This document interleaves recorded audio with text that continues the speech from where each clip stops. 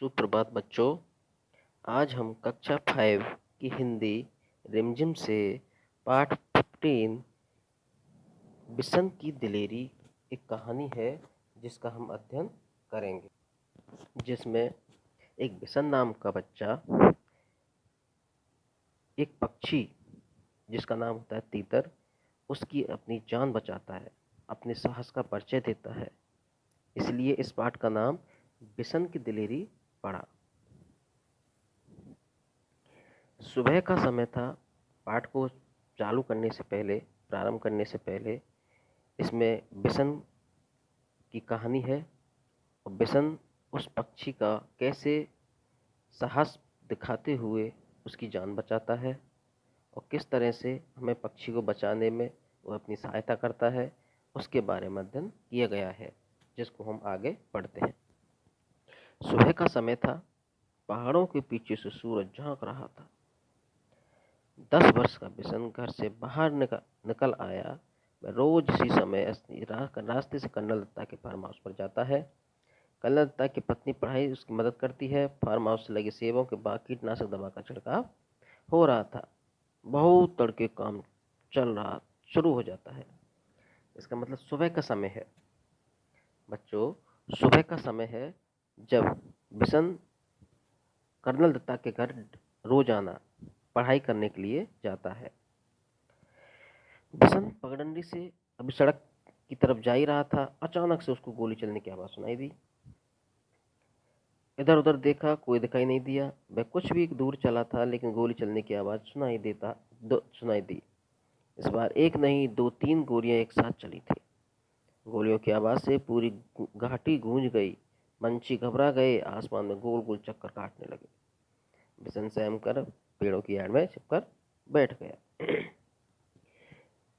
क्या होता है, सुबह जब मैं जा रहा था पगडंडी से होकर, तो अचानक से गोली चलने की आवाज सुनाई दी और एक नहीं 2-3 बार गोली चलने की आवाज सुनाई दी। यह सोचकर बिशन घबरा गया और सुबह जो पक्षी आते हैं दाना चुगने के लिए, वो एक साथ घबरा करके ऊपर उड़ने लगे और गोल चक्कर काटने लगे। ये सब कुछ देख करके जो बिशन था वह एक पेड़ के नीचे खड़ा हो गया।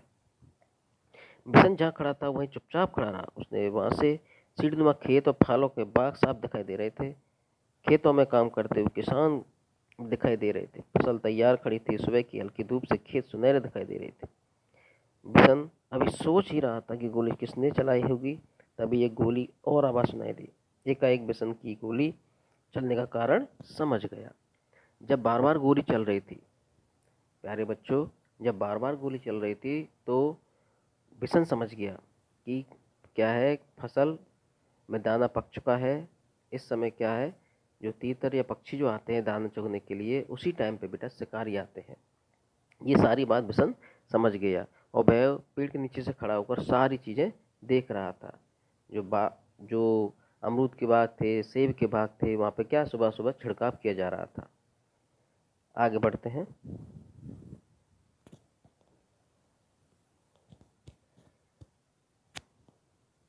तब गेहूं के खेतों में दाना चुगने ढेरों तीतर आ जाते हैं। वह समझ गया था कि गांव में इस समय खेती जो होती है उसमें दाना भर चुका है और इस समय क्या होता है, दाना चुगने के लिए ढेरों तीतर आते हैं। शिकारी इस बात को जानते हैं, इसलिए वे सुबह सुबह तीतर मारने चले आते हैं। पिछले साल भी शिकारियों ने किसी समय बहुत से तीतर मारे थे।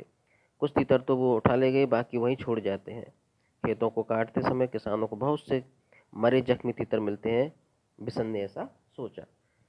बिशन सोच रहा है कि जब शिकारी आते हैं तो बहुत सारे तीतरों को मारते हैं, लेकिन कुछ को तो वो साथ में ले जाते हैं और कुछ को वहीं तड़पते तड़पते छोड़ जाते हैं। जब उन गेहूं की कटाई की जाती है तो बहुत सारे तीतर उनको मिलते हैं। ऐसा बिशन सोचने लगा। बिशन ने सोचा, कितना दुख पहुंचाने वाला काम करते हैं ये शिकारी। वह समझ गया कि शिकारी की तीतरों पर गोलियां चला रहे हैं, इसलिए पेड़ों के बीच में निकलकर खेतों के किनारे किनारे चलने लगा। वह चलते चलते सोच रहा था कि शिकारियों को सबक सिखाना चाहिए, लेकिन सिखा उन्हें पैसे कैसे सबक सिखाया जाए यह उनकी समझ में नहीं आ रहा था। तभी उसके पाँव के पास सरसराहट की आवाज सुनाई दी। उसने देखा कि एक घायल तीतर गेहूं की बालियों के बीच फंसा छटपटा रहा है। इसमें कटरना शब्द आया। छटपटाना मतलब होता है बेटा किसी की चोट लगती है तो क्या होता है, दर्द होता है। तो इसी दर्द की वजह से भी क्या कर रहा था, इधर उधर फड़फड़ा रहा था। बिशन के घुटनों के बल बैठ गया। उसने घायल तीतर को पकड़ने के लिए हाथ बढ़ाया, लेकिन घबराया वो तीतर छिटक कर खेत के और अंदर चला गया। बिशन जानता था कि शिकारी इस तीतर को ढूंढ नहीं पाएंगे और यह घायल तीतर कहीं तड़प तड़प कर मर जाएगा। उसे स्वेटर उतारा और अपने मौका देखकर तीतर पर डाल दिया।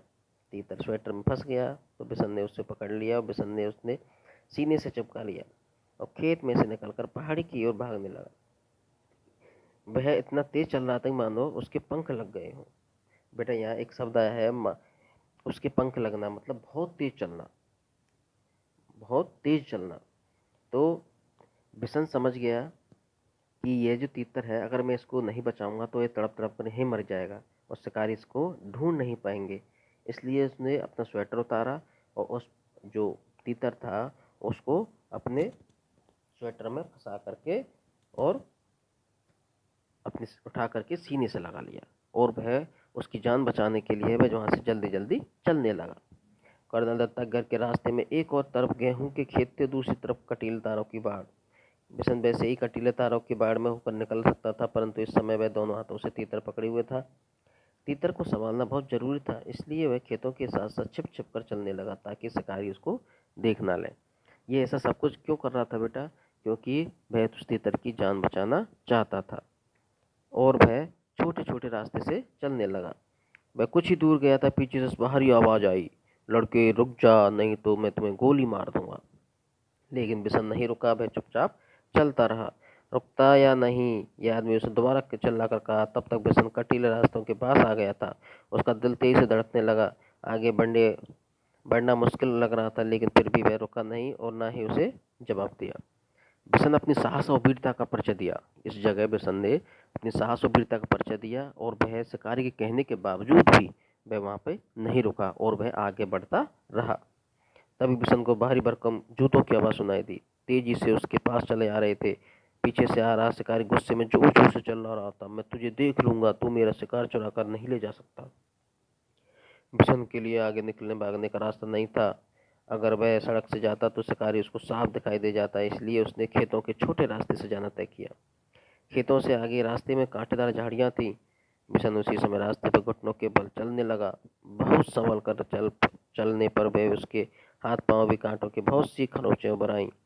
खरोंचों से खून भी निकलने लगा। उसकी कमीज भी एक आस्तीन फट गई। वह जानता था कि कमीज फटने पर उसके माँ ने उसे डांट खानी पड़ेगी और बिशन को इस बात का संतोष था। यह सोचने लगा कि कैसे पहाड़ी से कोने से फिसल कर नीचे पहुंच जाऊं, लेकिन उसके कोने से पास घास बहुत ज्यादा थी, उसके कारण फिसलन भी थी। बिशन थक कर वहीं एक किनारे पर बैठ गया और उस बैठा रहा कि पाँव की आहट सुनाई देने लगी। अब क्या हुआ बेटा, जैसे ही बिशन जब वहां से तेज चलने लगा, उस कटीली झाड़ी के पास पहुंच गया। अगर वह सीधे रास्ते से जाता तो उनको शिकारियों को साफ दिखाई दे जाता। तो उसने क्या किया, एक छोटा रास्ता था जहाँ पे क्या थी, ओस भी थी और घास भी थी। तो उसने उसमें वहाँ पे बहुत ज़्यादा फिसलन थी और उसने साफ रास्ते से ना जा करके उसने कटीले वाले रास्ता को चुना। क्यों चुना? क्योंकि बेटा वह सीधा जल्दी पहुंच जाएगा उससे, और डर भी था उसको। और डर के जब कटीले रास्ते से गया तो उसकी आस्तीन फट गई थी बुरसट की, और इसके अलावा उसको खून बहने लगा। लेकिन उसको उसने किसी भी चीज़ की परवाह ना करके उसने क्या सोचा कि मुझे इस घायल तीतर की जान बचानी है। ये सोच करके वह आगे बढ़ने लगा। आहट सुनते ही वह उड़कर दौड़ा। दौड़ते दौड़ते वह आधी पहाड़ी पर जा चुका था। उसके कपड़े पसीने से तरबतर हो गए। तरबतर का मतलब होता बहुत ज़्यादा भीग गए थे। तरबतर होना, बहुत ज़्यादा भीगना। फिर भी वह रुका नहीं और किसी तरह कर्नल दत्ता के फार्म हाउस के पिछवाड़े पहुंच ही गया। पिछवाड़े दरवाजा खुला था। उसने ताड़ के पेड़ का सहारा लिया और फार्म हाउस के अंदर पहुंच गया। तीतर तो वो बड़ी सावधानी से साथ अपने सीने से लगाए हुए था, लेकिन इतना सारा कुछ हो गया, लेकिन बिशन ने उस तीतर को अपने सीने से नहीं हटाया, क्योंकि उसने ठान लिया था कि मुझे इसकी जान बचानी है। फार्म हाउस में खामोशी थी, पर रसोई घर से प्रेशर कुकर की सीटी आवाज आ रही थी। मुर्गियां अभी अपने दड़बे में थी और गुलाबचंद सामने का बरामदा साफ कर रहा था। दड़बे दड़बे मतलब होता है जहाँ पर मुर्गियां को सेफ रखा जाता है। अचानक कर्नल साहब के अल्सेशियन कुत्ता जोर जोर से भौंकने लगा। वह किसी अजनबी को देखकर ही इस तरह भौंकता है। बिशन समझ गया कि शिकारी इधर आ रहे हैं। जैसे ही बिशन कर्नल दत्ता के घर पहुंचा तो कुत्ता, अल्सेशियन एक प्रजाति है कुत्ते की, वह जोर से उसको देखने लगा, भौंकने लगा देख करके। लेकिन वह समझ गया था कि ये कुत्ता भौंक रहा है, इसका मतलब शिकारी इस कर्नल दत्ता के घर की तरफ ही आ रहे हैं। उसने इधर उधर देखा ताकि वह तीतर को अच्छी तरह से छिपा सके। एक शोर शेड के नीचे बहुत सारा कबाड़ पड़ा था। उसने एक छोटी टोकरी बिशन को दिखाई दी गई। ये ठीक है, सोचते हुए तीतर को टोकरी में रखकर स्वेटर से ढक दिया। घायल और घबराया हुआ तीतर, इसलिए वह चुपचाप पड़ा रहा। तीतर को छिपाने के बाद बिशन ने सोचा कि अब बाहर चलकर देखना चाहिए कि वह शिकारियों के सामने नहीं चाहता था। इसलिए उसने छत पर चढ़कर बैठना ठीक समझा। बिना सीढ़ी की छत पर चढ़ना उसके लिए बहुत आसान काम था। वह अक्सर इस साइड की ढलुआ छत के सहारे ऊपर चढ़ जाता था।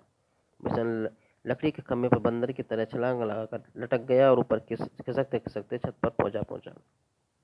खपरेल की गुलाबदार छत थी, इसलिए वह चिमनी के पीछे छिपकर बैठ गया ताकि किसी भी को दिखाई ना दे, और लेकिन वह स्वयं सब कुछ देख सके। उसने देखा कि शिकारी उधर चले आ रहे हैं। इनको देखकर कर्नल साहब का अल्सेशियन कुत्ता जोर जोर से भौंक रहा था।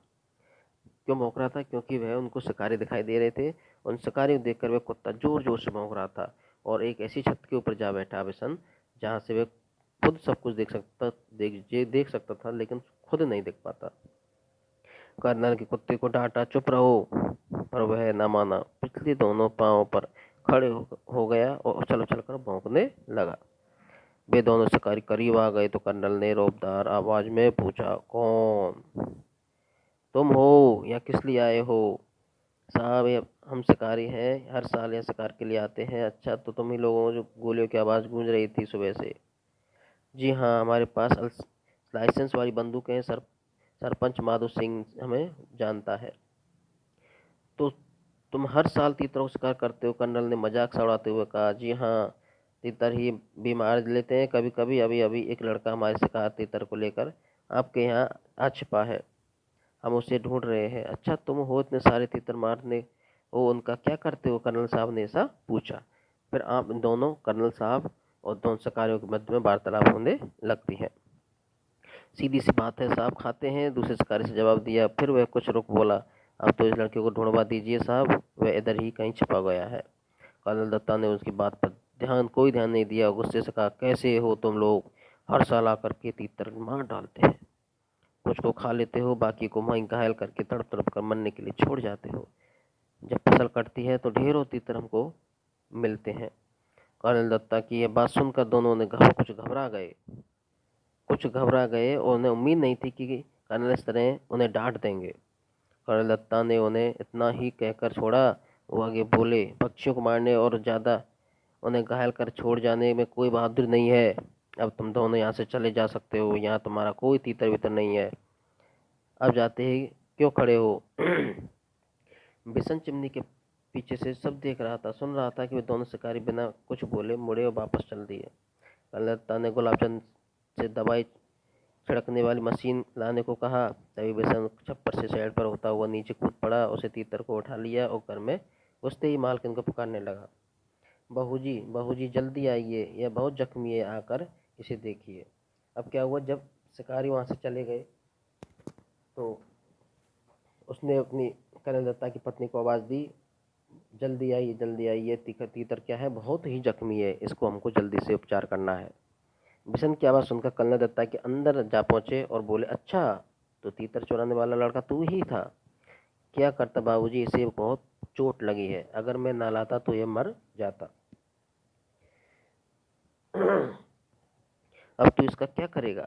इसे पालूंगा बाबूजी, बिशन ने कहा। कर्नल साहब मुस्कुरा दिए। उन्होंने घायल तीतर को देखा। इसका एक पंख टूट गया था, शायद ही वह उड़ सके। आओ दवाइयों का बक्सा लेकर आए थे। बिशन दौड़कर बक्सा ले आया। कर्नल दत्ता ने तीतर के पैरों का जख्म साफ किया, फिर दवाई लगा दी और पंख को पहला टेप लगा दिया ताकि वह ज़्यादा से हिलडुल ना सके। फिर उन्होंने बिशन से कहा, बिशन, अगर तुम इसे गेंदे के पत्तों का रस दिन में 2-3 बार पिलाओगे तो यह जल्दी ठीक हो जाएगा। इस तरह से कर्नल दत्ता ने इसको कुछ उपचार बताया। तब तक बाबूजी कटोरी में दलिया ले आई और तीतर को दलिया खिलाते हुए बोली, इसे रोज दलिया खिलाना, बिशन तीतर की दलिया बहुत पसंद होता है। तब तो ये बिशन पीछे पीछे ही घूमता रहेगा। कर्नल ने हंसते हुए कहा, अच्छा बिशन, तुम जानते हो तीतर कैसे बोलता है? बाबूजी ने पूछा। बिशन ने अपने हाथों को मुंह पर रखकर तीतर की आवाज निकाली, काँव काँव काँव। कर्नल दत्ता ठहाका मारकर हंस पड़े। ठहाका मारना मतलब बहुत जोर से हंसना। बाबूजी भी मुंह पर पल्लू रखकर हंसने लगे। बिशन भी हंसता हुआ हिरन की तरह छलांग लगाता हुआ तीतर के साथ वहां से अपने घर की ओर भाग चला। इसका मतलब बिशन और उसकी पत्नी और कर्नल दत्ता तीनों बहुत पक्षी प्रेमी थे। उन्होंने उनका भरसक बचाने का प्रयास किया और अच्छे से उसका उपचार किया, और उन्हें क्या खाना है क्या पीना है वो सारी बातें बिशन को बताई। और बिशन बहुत ही खुश हुआ और उसका उपचार करके उसको जान बचा ली। इस कहानी से हमको बेटा ये शिक्षा मिलती है कि हमें कोई भी पक्षी या जानवर हो उसको प्रेम करना चाहिए, उसको न मारना न पीटना चाहिए, और और पक्षियों को हमेशा दाना चुगाना चाहिए और उनसे प्रेम करना चाहिए। ये प्रतिभा प्रतिभा नाथ द्वारा एक कहानी बताई गई थी। ओके, धन्यवाद।